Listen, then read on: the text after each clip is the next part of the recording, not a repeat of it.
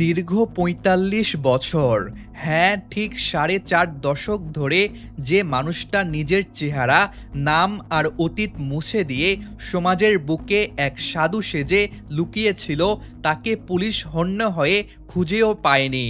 কিন্তু অবশেষে সে ধরা পড়ল। কোনো বড় ভুল বা কোনো সোর্সের মাধ্যমে নয়, স্বয়ং তার নিজের জন্মদাত্রী মেয়ের একটা ছোট্ট ভুলেই শেষ হয়ে গেল ৪৫ বছরের সেই নিখুঁত আত্মগোপন। মাঝরাতে যখন ডিবির চৌকস টিম তার দরজায় কড়া নাড়ে, তখনও এই অপরাধী জানত না যে তার মেয়ের কর্মস্থল থেকে শুরু করে বনানীর এই ফ্ল্যাট পর্যন্ত প্রতিটা ইঞ্চি অলরেডি গোয়েন্দাদের জালে বন্দী হয়ে গেছে। আর ঠিক দরজার ওপাশে দাঁড়িয়ে থাকা বৃদ্ধ যখন অহংকার করে বলে উঠল, আমি মুজাফফর, মেয়ের বাবা, ব্যাস মাত্র ১ সেকেন্ডের সেই অসতর্কতাই চোখের পলকে ২ হাতে উঠে গেল লোহার হাতকড়া। কিভাবে একটি মেয়ের সূত্র ধরে ডিবির গোয়েন্দারা এই অসম্ভবকে সম্ভব করলেন? কিভাবে ভাঙল ৪৫ বছরের সেই নিষিদ্ধ ছদ্মবেশ?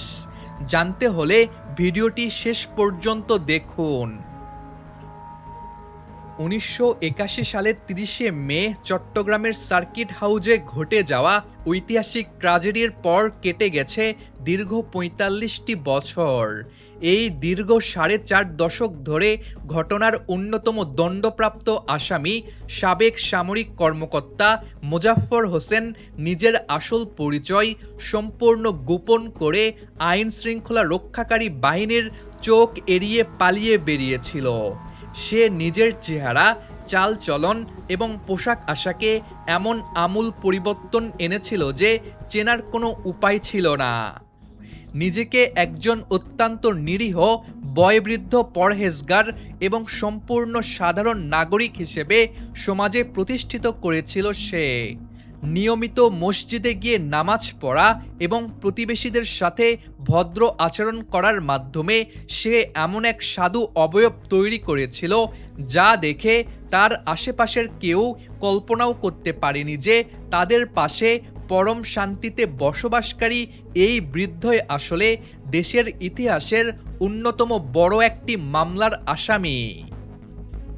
গোয়েন্দারা অত্যন্ত গোপন সূত্রের মাধ্যমে জানতে পারেন যে মুজাফফরের এক মেয়ে বর্তমানে রাজধানীর একটি নামকরা বেসরকারি টেলিকম প্রতিষ্ঠানে কর্মরত আছেন।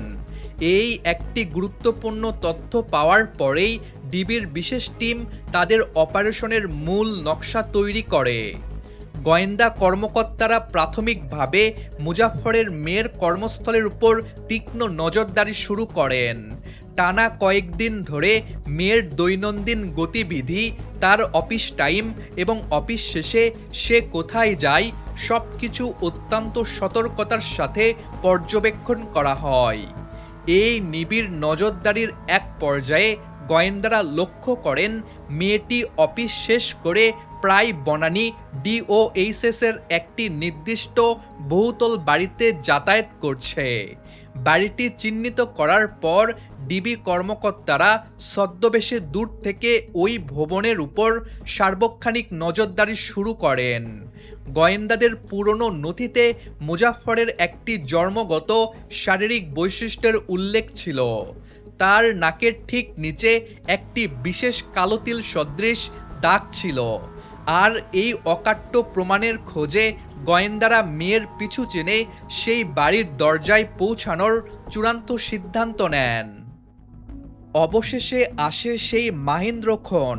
বুধবার গভীর রাতে ডিবির টিমটি সাদা পোশাকে সেই বাড়ির সামনে গিয়ে অবস্থান নেয়। কোনো হট্টগোল না করে গোয়েন্দারা অত্যন্ত সুকৌশলে বাসার কলিং বেল চাপেন। ভেতর থেকে দরজা খোলার সাথে সাথে গোয়েন্দারা অত্যন্ত স্বাভাবিক আচরণ করেন।